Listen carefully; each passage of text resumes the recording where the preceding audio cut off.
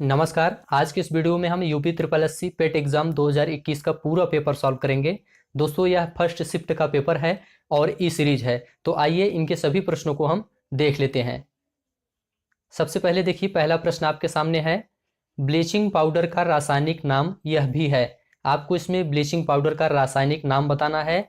तो इसका रासायनिक नाम होता है दोस्तों कैल्शियम ऑक्सीक्लोराइड और रासायनिक सूत्र होता है CaOCl2। तो इस तरह से बी ऑप्शन आपका इसमें सही है। नेक्स्ट पूछा गया है आपसे, 18 कैरेट सोने में खरे सोने का प्रतिशत क्या होता है।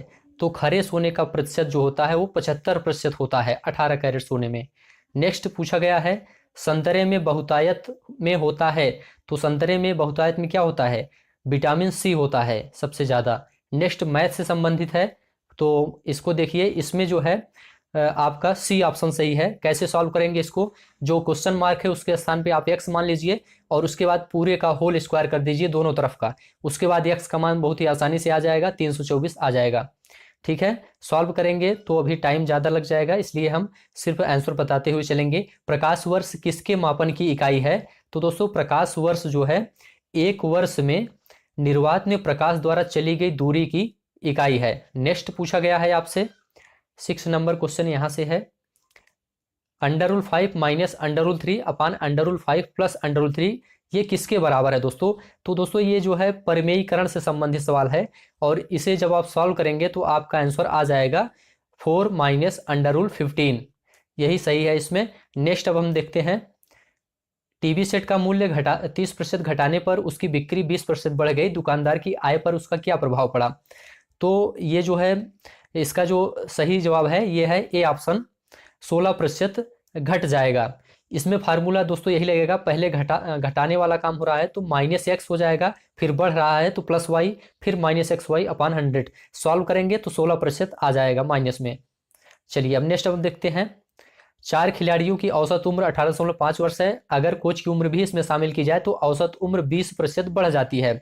दोस्तों इसमें कोच की उम्र बताना है, तो कोच की उम्र आपकी हो जाएगी 37 वर्ष। ए ऑप्शन इसमें सही है। चलिए नेक्स्ट अब देखते हैं, ये सवाल देखिए दोस्तों, ये जो है a³ + b³ अपान a² + b² माइनस ab वाले फार्मूले पर लगेगा। तो इस पर आप सॉल्व करेंगे तो लास्ट में a + b बचेगा, सॉल्व करेंगे तो आपका 1000 आंसर आ जाएगा। ए ऑप्शन सही है। चलिए अब नेक्स्ट देखते हैं हम, दर्प का पर्यायवाची कौन सा है दोस्तों। दर्प का पर्यायवाची आपको बताना है, तो इसका पर्यायवाची है दोस्तों अहंकार। दर्प का मतलब होता है अहंकार। नेक्स्ट है, मन को हरने वाला। वाक्य के लिए नीचे दिए गए विकल्प से एक शब्द आपको चुनना है, तो मन को हरने वाले को क्या कहा जाता है, मनोहर। बी ऑप्शन सही है। नेक्स्ट है, गागर में सागर भरना मुहावरे का अर्थ लिखिए। तो इसका जो अर्थ होता है दोस्तों, थोड़े में बहुत कुछ कह देना, थोड़े ही शब्दों में बहुत कुछ कह देना, मतलब गागर में सागर भरना। नेक्स्ट है, शुद्ध वर्तनी का चयन करना है आपको, महत्वाकांक्षा। ये सी ऑप्शन आपका शुद्ध है, बाकी तीनों ऑप्शन गलत हैं। नेक्स्ट है, एकल का विलोम बताना है दोस्तों। एकल का विलोम जो होता है वो होता है बहुल होता है। डी ऑप्शन सही है। नीचे दोस्तों देखिए, आप लोग जो है एक पैसेज दिया गया है, इसे पढ़ के आपको आंसर देना है। तो पैसेज हम नहीं पढ़ेंगे, सीधे प्रश्नों पर आते हैं। प्रश्न आप देखिए, पंडित नेहरू इंजॉयड। तो इसका जो सही जवाब है, पंडित नेहरू जो है रीडिंग्स और राइटिंग्स, मतलब कि किताबें जो पढ़ने और लिखने में इंजॉय करते थे।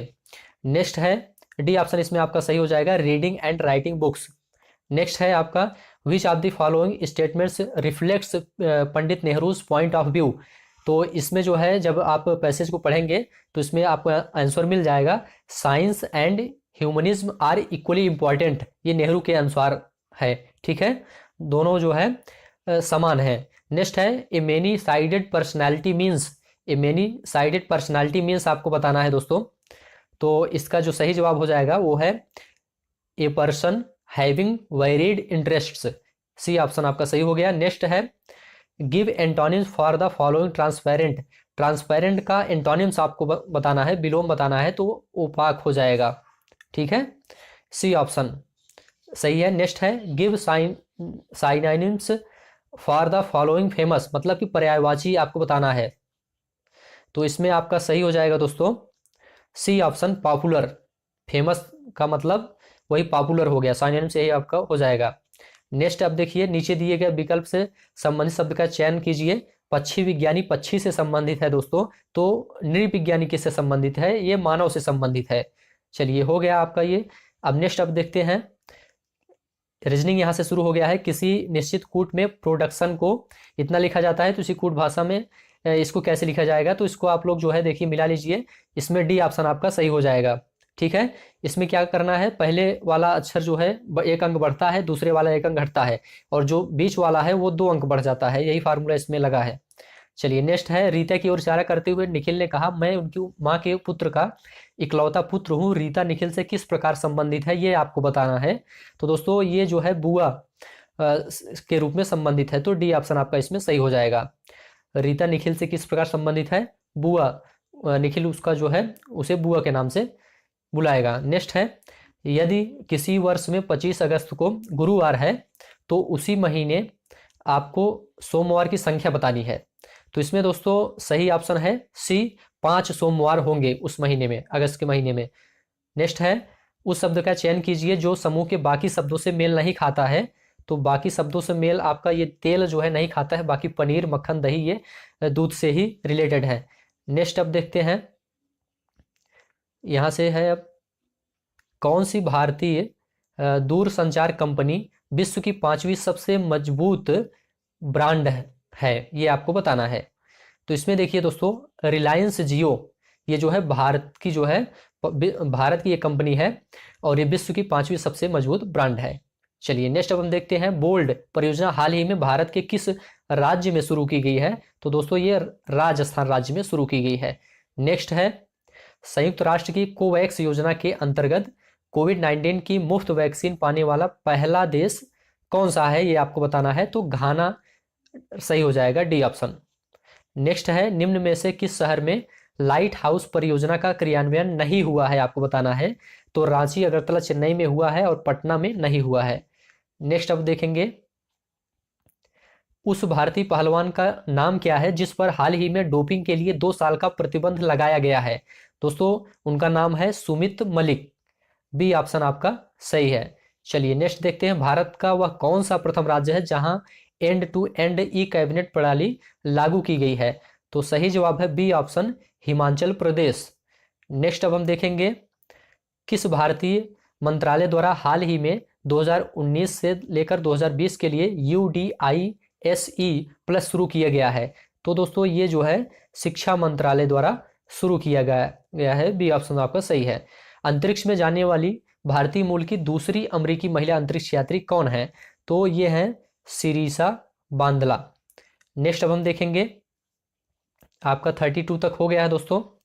अब 33 क्वेश्चन आप देखिए, आर्टिफिशियल इंटेलिजेंस AI आधारित पोर्टल भारत में किस न्यायालय के लिए शुरू किया गया है? तो इसका जो सही जवाब है वो है सर्वोच्च न्यायालय। नेक्स्ट देखेंगे, कितने भारतीय राज्य नेपाल से सीमा साझा करते हैं? तो कुल 5 भारतीय राज्य हैं जो नेपाल की सीमा से लगे हुए हैं, साझा करते हैं। निम्न में से कोस्टा रिका की राजधानी कौन सी है, आपको बताना है। तो सान जोस, ये जो है कोस्टा रिका की राजधानी है। नेक्स्ट है, स्मार्टफोन निर्माता वीवो ने किस क्रिकेट खिलाड़ी को अपना ब्रांड एम्बेसडर नियुक्त किया है? दोस्तों ये हैं Virat Kohli, D option right है। नेक्स्ट अब हम देखेंगे, भारत के संविधान के अनुसार लोकसभा के सदस्यों की अधिकतम संख्या क्या है? दोस्तों देखिए, इसमें पहले 552 थी, लेकिन वर्तमान में 550 हो गई है, क्योंकि 2 संख्या जो है, जो आंग्ल भारतीय होते थे उनको हटा दिया गया है, तो 550 सही हो गया। हिंदी दिवस कब मनाया जाता है? ये 14 सितंबर को मनाया जाता है। नेक्स्ट है, इनमें से कौन सा देश सार्क का सदस्य नहीं है?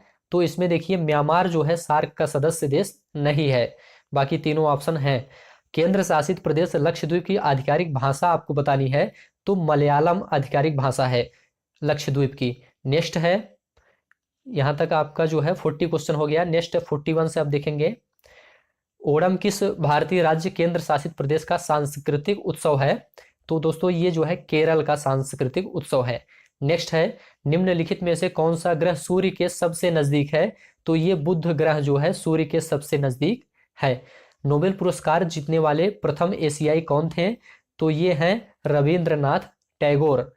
नेक्स्ट है, निम्न में से किस स्थान पर अजंता एलोरा की गुफाएं स्थित है? तो दोस्तों महाराष्ट्र के औरंगाबाद में, सी ऑप्शन आपका राइट है। नेक्स्ट अब हम देखेंगे, निर्देश यहाँ पे दिया गया है, गद्यांश को ध्यानपूर्वक पढ़िए। तो गद्यांश से आप लोग देख लीजिए। हम प्रश्न से शुरू करते हैं। विश्व शांति की स्थापना के लिए सबसे आवश्यक क्या है? तो गद्यांश के अनुसार आप देखेंगे तो अहिंसा और प्रेम ये सबसे ज्यादा आवश्यक है। नेक्स्ट अब हम देखेंगे 46 क्वेश्चन से अब देखेंगे। कठोर से कठोर हृदय को भी कोमल बनाया जा सकता है। कैसे? अहिंसा द्वारा बनाया जा सकता है। सी ऑप्शन गद्यांश के अनुसार सही है। किसी भी राष्ट्र के स्वर्णिम युग के प्रमुख तत्व क्या हैं? तो प्रमुख तत्व हैं, इसमें बताया गया है गद्यांश में, शांति, सुख और रचनात्मक कार्य। नेक्स्ट है नितांत शब्द का उपयुक्त पर्याय आपको बताना है। तो ये बिल्कुल, इसका पर्यायवाची बिल्कुल हो जाएगा। विश्व में शांति क्यों आवश्यक है आपको बताना है। तो मानव जाति के विकास के लिए। डी ऑप्शन इसमें आपका राइट है दोस्तों, मानव जाति के विकास के लिए। चलिए अब नेक्स्ट क्वेश्चन देखते हैं। इसमें भी गद्यांश फिर से दिया गया है। गद्यांश को आपको पढ़ना है, पढ़ने के बाद जो है आंसर देना है। तो चलिए आंसर हम देखते हैं, प्रश्न पे आते हैं क्या पूछा गया है। प्रश्न यहाँ से है 50 नंबर से। वैज्ञानिक चिंतन पद्धति ने मनुष्य का सबसे बड़ा उपकार यह किया है कि उसे मुक्ति मिली है। किस चीज से मुक्ति मिली है? भ्रमपूर्ण, सी ऑप्शन आपका इसमें सही है, भ्रमपूर्ण रूढ़िवादी विचारधारा से मुक्ति मिल गई है। विश्व के परिवारवत लगने का प्रमुख कारण क्या है? तो इसका जो प्रमुख कारण है यातायात एवं संचार साधनों का विकास। हस्तामलक शब्द से अभिप्रेत है आपको बताना है। तो ये है इसमें अस्पष्ट और अनायास बोधगम्य, सही हो जाएगा, गद्यांश के अनुसार है। वैज्ञानिक चिंतन पदबंध से आशय आपको बताना है दोस्तों। इसमें आशय इसका है स्वस्थ एवं संतुलित चिंतन, ये वैज्ञानिक चिंतन से आशय है इसका। नेक्स्ट है मानव विज्ञान की सबसे बड़ी शक्ति इसलिए कही गई है क्योंकि इसके बल से मनुष्य प्रकृति और प्राणी जगत का सिरमौर बन गया है। बी ऑप्शन सही है। नेक्स्ट अब हम देखेंगे 54 तक दोस्तों हो गया है। 55 से अब हम देखेंगे। इसमें जो है ग्राफ से संबंधित है दोस्तों। तो ग्राफ आप देखिए यहाँ पे दिया गया है, इतिहास भूगोल का ग्राफ है। निम्न में से किन छात्रों को भूगोल की अपेक्षा इतिहास में कम अंक मिले हैं? तो 1, 2, 3, 6 इसमें जो है इतिहास में कम अंक मिले हैं। आप देख लीजिए, 1 ये है, 2 ये है, 3 ये है और उसके बाद जो है 5 ये है, 6 ये है, लेकिन 6 यहाँ पे है। ये 5वां है, ये चौथा है और ये 5वां है। ठीक है, तो इसको जो है थोड़ा आप लोग देख लीजिए। इसमें अगर पूरा सॉल्व करेंगे तो समय लग जाएगा, इसलिए आपका बी ऑप्शन इसमें सही है, 1, 2, 3, 6। चलिए भूगोल में 3 से 4 के मध्य अंक की प्रतिशत बढ़त आपको बतानी है। तो ये है, इसमें जो है अपर्याप्त आंकड़े दिए गए हैं, ये आपका राइट है। चलिए नेक्स्ट अब 57 हम देखेंगे। 57 में क्या है देखिए, इतिहास भूगोल के अधिकतम अनुपात और न्यूनतम अनुपात में अंतर आपको बताना है। तो इसको जब सॉल्व करेंगे दोस्तों, अंतर आपका 1.20 आएगा। अंतर कैसे निकालेंगे? यहाँ पे जो ग्राफ दिया गया है, ये जो है जो अधिकतम 1.55 है और न्यूनतम 0.35 है। तो जब सॉल्व करेंगे इसको तो आपका ए ऑप्शन यही आएगा। ठीक है, चलिए नेक्स्ट है, छात्र 4 को भूगोल में 60 अंक मिले हैं, उसके इतिहास में अंक कितने होंगे? तो 75 अंक होंगे। सी ऑप्शन राइट है। कितने छात्रों ने भूगोल की अपेक्षा इतिहास में ज़्यादा अंक अर्जित किए हैं? तो इसमें जो है 3 छात्रों ने ज़्यादा अंक अर्जित किए हैं। आप डायग्राम देखेंगे समझ में आएगा। अब चलिए फिर से वही ग्राफ वाला है, तो इसमें प्रश्न देखते हैं और आप लोग मिलाते जाइए। पहले 4 वर्षों के उत्पादन की तुलना में अंतिम 4 वर्षों में कच्चे ऊन का उत्पादन कितना प्रतिशत बढ़ गया? तो सॉल्व करेंगे आप जो है पूरा डाटा के हिसाब से, तो 22.2 आएगा आपका। ठीक है, नेक्स्ट अब है देखिए, 8 वर्षों के दौरान औसत उत्पादन था, क्या था औसत उत्पादन? तो 62.5 MT। बी ऑप्शन इसमें राइट हो गया। नेक्स्ट है, उत्पादन में पिछले वर्ष की तुलना में अधिकतम प्रतिशत घटत किस वर्ष रही है? तो इसमें जो है डी ऑप्शन आपका सही हो गया, 2018 और 19। 2014-15 में कच्चे ऊन का उत्पादन 2019-20 के उत्पादन का कितना था? तो ये 3.4 था। ठीक है, नेक्स्ट है, कच्चे ऊन के उत्पादन में उच्चतम वृद्धि का वर्ष बताना है दोस्तों। तो ये है जो है 2017 और 18। दोस्तों इसको आप जो है ग्राफ को सॉल्व करेंगे तभी समझ में आएगा। अभी हम थोड़ा जल्दी बता दे रहे हैं, सिर्फ आंसर ही बता रहे हैं क्योंकि सॉल्व करेंगे तो काफ़ी बड़ा हो जाएगा वीडियो। चलिए फिर आपसे जो है यहाँ पे तालिका दे दिया है, इससे प्रश्न पूछा है, इसको बताइए आप लोग। 2018 में बी का कमीशन 5 सेल्समैनों के उसी वर्ष के कुल कमीशन का लगभग कितना प्रतिशत था? इसको सॉल्व करेंगे दोस्तों तो आपका 19.05% आएगा। डी ऑप्शन सही है। नेक्स्ट है, किस सेल्समैन का 2018 में कमीशन 2015 की तुलना में उच्चतम वृद्धि दर्शाता है? तो सी ऑप्शन, सी इसमें सही है। ए ऑप्शन सही है, इसमें सी वाला सही है। आप जो है तालिका देखेंगे समझ में आएगा। निम्न में से किस वर्ष में किसी भी सेल्समैन द्वारा अर्जित उच्चतम और न्यूनतम कमीशन का अंतर अधिकतम है, आपको बताना है। तो ये 2019 का। नेक्स्ट अब हम देखते हैं, वर्ष 2019 में सेल्समैन डी द्वारा अर्जित कमीशन ए द्वारा अर्जित कमीशन का लगभग कितना प्रतिशत है? तो इसमें जो है इनमें से कोई नहीं होगा, ए ऑप्शन इसमें से राइट हो जाएगा। नेक्स्ट है, किस वर्ष में सेल्समैन सी द्वारा अर्जित कमीशन पिछले वर्ष की तुलना में अधिकतम वृद्धि दर्शाता है? तो आप लोग इसको मिलाते जाइए, 2016 में, डी ऑप्शन इसमें राइट है। नेक्स्ट पूछा गया, फिर से तालिका दिया है दोस्तों, और इसमें जो है आंसर आप लोग जो है देखिए, प्रश्न पे आते हैं सीधा।